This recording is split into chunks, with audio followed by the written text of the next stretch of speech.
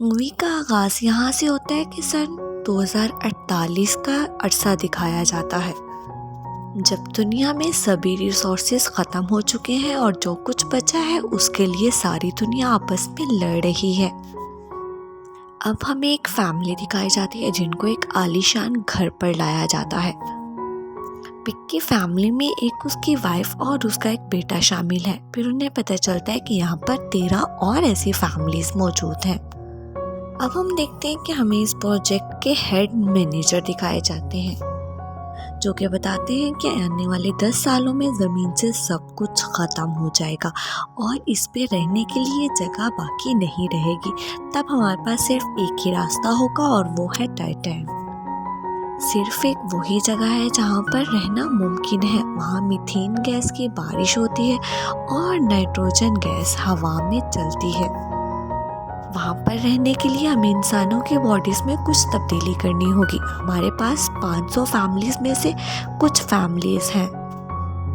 रिक की फैमिली भी उन फैमिलीज़ में से ही एक फैमिली होती है। वो कहती है कि हम अपनी मर्जी से यहाँ पर शामिल हुए हैं। उसके बाद डॉक्टर्स इनको अपने साथ ले जाते हैं।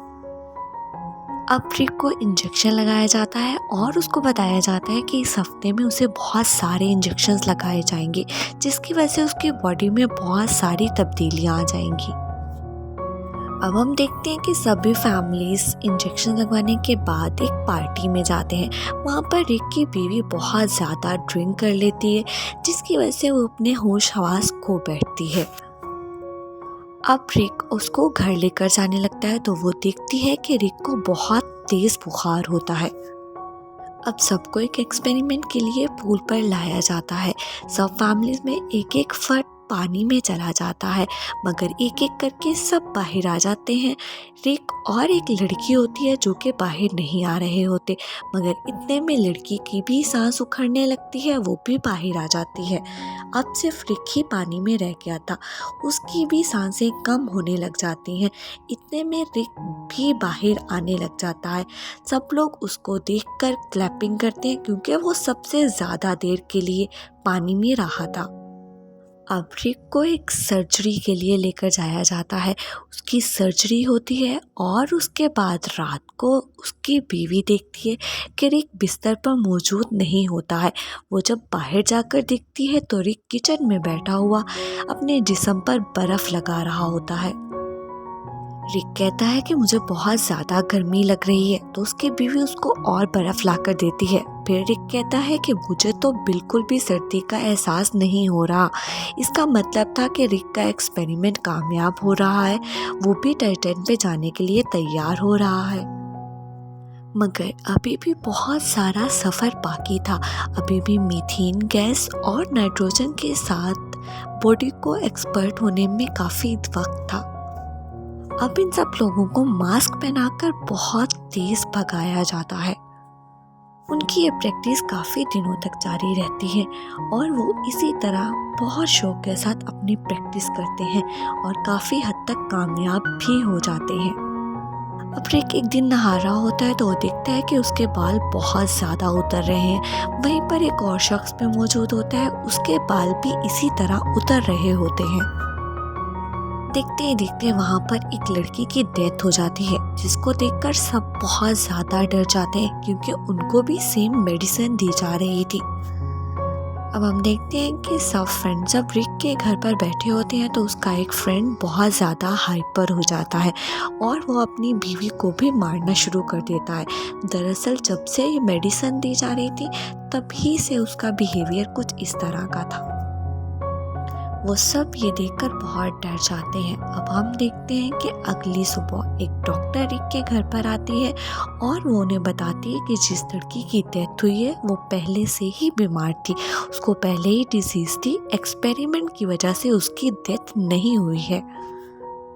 मगर रिक समझ आता है कि कुछ न कुछ तो गड़बड़ है। उसी रात रिक को वोमिटिंग होती है तो उसकी वाइफ उसके ब्लड का सैंपल लेती है और उसका एक्सपेरिमेंट करने लग जाती है। अब रिक जब पानी में जाता है तो उसकी जिल्द उतरने लग जाती है। अब रिक की वाइफ एबे एक्सपेरिमेंट करती है तो उसको पता चलता है कि रिक की बॉडी में बहुत ज़्यादा केमिकल्स ऐड किए गए हैं जिनके बारे में पहले नहीं बताया गया था। इस बात को लेकर वो हेड मैनेजर से बहुत ज़्यादा लड़ती है, मगर वो इसको कुछ भी नहीं बताते हैं। अब रिक की आइज़ का ऑपरेशन किया जाता है ताकि वो अंधेरे में भी देख पाए। अब जब रिक को घर ले जाया जाता है तो उसकी आंखों से खून बहने लगता है। लोग जल्दी से उसको दोबारा हॉस्पिटल ले जाते हैं। वो फिर से प्रोजेक्ट मैनेजर से बात करती है, मगर वो कोई भी पॉजिटिव रिस्पॉन्स नहीं देते हैं। अब एबी जब घर वापस आती है तो वो देखती है वही शख्स जिसको पहले गुस्सा आया था वो फिर से गुस्से में था और उसने अपनी बीवी को भी मार दिया था। इसकी वजह से मिलिट्री के लोग उसको लेने आए हुए थे। अब एबे घर आती है और रिक का कार्ड लेकर उसी जगह पर लेकर जाती है जहाँ पर सभी फाइल्स को रखा गया था जिन पर एक्सपेरिमेंट किया जा रहा था। एबी उन्हीं फाइल्स में देखती है कि जिस लड़की की मौत हुई है उसकी भी एक्सपेरिमेंट की वजह से ही हुई है, उसको कोई बीमारी पहले से नहीं थी। अब एबी को प्रोजेक्ट हेड भी वहीं पर नजर आता है जो कि नासा के लोगों के साथ मीटिंग कर रहा था। उनके दरमियान एक बहस हो रही होती है कि उन्होंने ये सब कुछ गलत किया है। उन्होंने इंसानों पर ऐसे एक्सपेरिमेंट किए हैं जिनको करने की इजाज़त नहीं है, क्योंकि इसकी वजह से उनकी मौत हो सकती है। अब प्रोजेक्ट है रिक के घर आ जाता है और उसको बताता है कि मैंने ये सब एक्सपेरिमेंट सिर्फ और सिर्फ टाइटन भेजने के लिए किए थे, मगर हमारे खिलाफ अब केस दर्ज हो गया है और पता नहीं इसका इंजाम अब क्या होगा। और वो रिक से कहते हैं कि बाकी किसी की बॉडी ने इस तरह एक्सपेरिमेंट को एक्सेप्ट नहीं किया जिस तरह तुम्हारी बॉडी ने हर चीज़ को एक्सेप्ट कर लिया है, और तुम ही हो जो टाइटन पर जाने के लिए कामयाब हो सकते हो। जब सब एक्सपेरिमेंट हो जाएंगे तो तुम्हारा नाम टाइटन बॉडी के नाम से रखा जाएगा। फिर तुम्हारी बॉडी एक आम इंसान की तरह बहुत नाजुक नहीं रहेगी।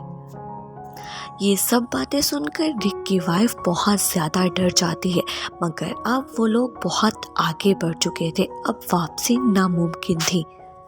अब रिक की एक और सर्जरी होती है और उसके बाद रिक को अंधेरे में भी नज़र आने लग जाता है। रिक के बाद जिन भी लोगों के एक्सपेरिमेंट हुए थे सबकी डेथ हो जाती है सिवाय उसकी एक फ्रेंड के। अब एबी और उसका बेटा जब रिक को देखने आते हैं तो वो बहुत ज़्यादा डर जाते हैं, क्योंकि उसकी शक्ल बिल्कुल बदल चुकी थी। ना तो उसके सर पर बाल थे और ना ही उसके कान थे, मगर वो अपने बेटे और बीवी को पहचान जाता है। पर अब वो आपस में बात नहीं कर सकते थे, क्योंकि अब वो बहुत लो फ्रिक्वेंसी में बोल सकता था जो कि एक आम इंसान नहीं सुन सकता है। अब रिक को घर वापस भेज दिया जाता है। रात को रिक के घर उसकी एक फ्रेंड आती है जिसके हाथ पर खून लगा होता है, क्योंकि उसने गुस्से में अपने हस्बैंड का मर्डर कर दिया होता है। अब मिलिट्री के लोग उनको पकड़ने के लिए आते हैं, क्योंकि वो बाकी लोगों के लिए अब खतरा बन चुके थे। रिक की फ्रेंड को मिलिट्री के लोग मार डालते हैं, मगर रिक बहुत ज़्यादा ताकतवर हो चुका था। वो अपनी ताकत से सबको मार देता है और वहाँ से भाग जाता है। एबी भी रिक के पीछे जाती है। अब रिक उसके हाथ को पकड़ता है और उसके दिमाग को पढ़ने लग जाता है, क्योंकि ये उसकी नई एबिलिटी थी। इतने में वहाँ पर मिलिट्री का हेलीकॉप्टर आ जाता है और वो रिक को दोबारा से लैब ले जाते हैं। अब फिर से एबी की मुलाकात प्रोफेसर से होती है। प्रोफेसर एबी से कहता है कि तुम्हें रिक को एक इंजेक्शन लगाना पड़ेगा, जिसकी वजह से वो अपनी सारी पुरानी ज़िंदगी को भूल जाएगा, क्योंकि अब हम उसे टाइटन पे भेजने वाले हैं। अब एबी रिक के पास जाती है और उसको इंजेक्शन लगा देती है, जिसकी वजह से उसकी मेमोरी लॉस हो जाती है। हालांकि रिक ऐसा कुछ नहीं चाहता था। एबी इंजेक्शन लगाते ही अपनी फ्रेंड के साथ अपने बेटे के पास चली जाती है। इसके साथ ही रिक सभी मिलिट्री ऑफिसर्स पर हमला कर देता है। देखिए ये सब कुछ सिर्फ इसलिए करता है क्योंकि वो टाइटैन नहीं जाना चाहता था, वो अपनी फैमिली को नहीं छोड़ना चाहता था।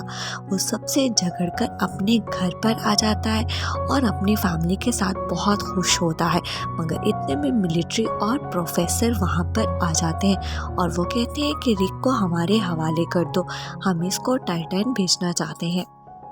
प्रोफेसर कहता है कि अभी कभी भी इंसान नहीं बन सकता और ना ही ये अब इंसानों के साथ रह सकता है। अगर इसको जिंदा रहना है तो यहाँ से जाना होगा। एबी को ये बात समझ आ जाती है। वो रिक से कहती है कि तुम्हारे जाने का वक्त आ चुका है। अब हम देखते हैं कि कुछ वक्त बाद का अरसा दिखाया जाता है और उस लैब को अब एबी, उसकी फ्रेंड और उसका बेटा संभालने लगे थे। एक रात एबी का बेटा उससे आके कहता है कि आकर देखिए आसमान कितना साफ है और मौसम कितना खूबसूरत हो रहा है। तो वो आकर देखती है, वाकई मौसम बहुत खूबसूरत हो रहा होता है। अब हमें टाइटैन दिखाया जाता है जहाँ पर रिक बहुत ज़्यादा खुश होता है। उसने उस ज़िंदगी को अपना लिया था, अब वो उसमें एक खुशहाल ज़िंदगी गुजार रहा था। इसके साथ ही इस कहानी का इख्तिताम होता है।